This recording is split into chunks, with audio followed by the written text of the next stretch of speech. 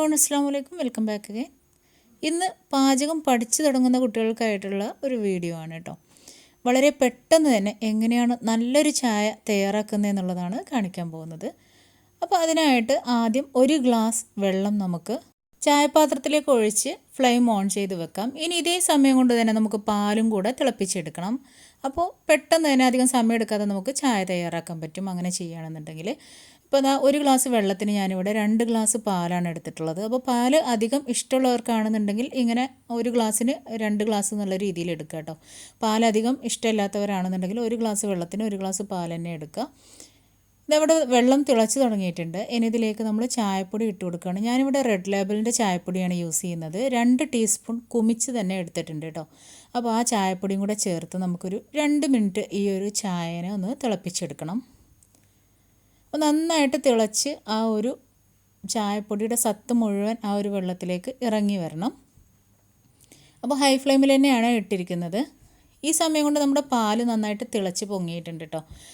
ആ ഒരു പാല് നമുക്കിതിലേക്ക് ഒഴിച്ചു കൊടുക്കാം. അപ്പോൾ ഓൾറെഡി തിളച്ച പാലാണ് നമ്മളിതിലേക്ക് ഒഴിച്ചു കൊടുക്കുന്നത്. അതുപോലെ തന്നെ ഈ ഒരു നല്ല സ്ട്രോങ് ആയിട്ടുള്ള കട്ടൻ ചായയും നല്ലതായിട്ട് തിളച്ചതാണ്. ഇനി അധിക സമയം വേണ്ടി വരില്ല. ഇനി ഈ ഒരു പാലും ഈ ഒരു കട്ടൻ ചായയും കൂടെ ചേർന്നിട്ടൊന്ന് നന്നായിട്ടൊന്ന് തിളച്ച് വരണം. അപ്പോൾ അതൊരു 2 മിനിറ്റ് തിളച്ചാൽ മതിയാവും. അപ്പോൾ പാല് ചേർത്ത് കാരണം തന്നെ തിളച്ച് പൊങ്ങാൻ ചാൻസ് ഉണ്ട്. അതുകൊണ്ട് തന്നെ ലോ ഫ്ലെയിമിലിടുക കേട്ടോ. നന്നായിട്ട് തിളച്ച് വരുന്ന സമയത്ത് ലോ ഫ്ലെയിമിലിട്ടിട്ട് വേണം ഈ ഒരു 2 മിനിറ്റ് തിളപ്പിക്കാൻ വേണ്ടിയിട്ട്. അപ്പോൾ നമ്മുടെ ചായയുടെ കളറൊക്കെ മാറി നല്ല ഭംഗിയുള്ളൊരു കളറായിട്ട് മാറിയിട്ടുണ്ട്. ഇനി ഇതിലേക്ക് നമുക്ക് ആവശ്യത്തിന് പഞ്ചസാര ചേർത്ത് കൊടുക്കുക. ഞാനിപ്പോൾ ഇവിടെ 2 ടേബിൾ സ്പൂൺ പഞ്ചസാരയാണ് യൂസ് ചെയ്തിട്ടുള്ളത്. ഓരോരുത്തരുടെയും മധുരത്തിനനുസരിച്ചിട്ട് പഞ്ചസാര ചേർത്ത് കൊടുക്കുക കേട്ടോ. നന്നായിട്ടൊന്ന് മിക്സ് ചെയ്ത് കൊടുക്കാം. അപ്പോൾ നല്ല ചായപ്പൊടി തന്നെ എപ്പോഴും യൂസ് ചെയ്യുക. അങ്ങനെയാണെന്നുണ്ടെങ്കിൽ നല്ലൊരു ചായ നമുക്ക് തയ്യാറാക്കിയെടുക്കാൻ പറ്റും. ഓരോ ചായപ്പൊടിയുടെയും പൊടിയുടെ അതിൻ്റെ ആ ഒരു കടുപ്പത്തിൻ്റെ അളവിൽ വ്യത്യാസം ഉണ്ടാവും. അപ്പോൾ അതിനനുസരിച്ചിട്ട് നിങ്ങൾ പൊടി ഇട്ട് കൊടുക്കേണ്ടി വരും കേട്ടോ. അതുപോലെ തന്നെ പാലും നല്ല കടയിൽ നിന്ന് വാങ്ങുന്ന നല്ല കട്ടി പാലാണ് എടുത്തിട്ടുള്ളത്. നാടൻ പാലിലൊക്കെ ആകുമ്പോൾ മാറ്റങ്ങൾ വരും കേട്ടോ.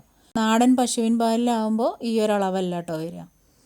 അപ്പോൾ നന്നായിട്ടൊന്ന് പഞ്ചസാരയൊക്കെ ചേർത്ത് നന്നായിട്ട് മിക്സ് ചെയ്ത് നമ്മൾ തിളപ്പിച്ചെടുത്തിട്ടുണ്ട്. ഫ്ലെയിം ഓഫ് ചെയ്തിട്ടുണ്ട് കേട്ടോ. ഇനി നമുക്കിതൊന്ന് അരിച്ചൊഴിക്കാം. അപ്പോൾ നേരത്തെ പാല് നമ്മൾ തിളപ്പിച്ചിട്ടുണ്ടായിരുന്ന ആ ഒരു പാത്രത്തിലേക്ക് തന്നെയാണ് ഞാനിത് അരിച്ചൊഴിക്കുന്നത്. ഇനി ഈ ഒരു സമയത്ത് നിങ്ങൾക്ക് ഫ്ലേവറിന് വേണ്ടിയിട്ട് ഏലക്കായ വേണമെങ്കിൽ ഇട്ട് കൊടുക്കാം. അത് നമ്മൾ വെള്ളം തിളപ്പിക്കുന്ന സമയത്ത് 2 ഏലക്കായ കുത്തിയിട്ടാലും മതി. ഇല്ലെന്നുണ്ടെങ്കിൽ ഏലക്കായ പൊടിച്ച് വെച്ചതുണ്ടെങ്കിൽ ഒരു 2 പിഞ്ച് ഇട്ട് കൊടുത്താലും മതി കേട്ടോ. ഇനി നമുക്ക് 2 തവണയായിട്ട് അങ്ങോട്ടും ഇങ്ങോട്ടും ആയിട്ട് നന്നായിട്ടൊന്ന് ആറ്റിയെടുക്കണം. അപ്പോഴാണ് ആ ചായയുടെ കറക്റ്റ് ടേസ്റ്റ് വരിക. ഇനി ഇത് നമുക്ക് ഗ്ലാസ്സിലേക്ക് ഒഴിക്കാം.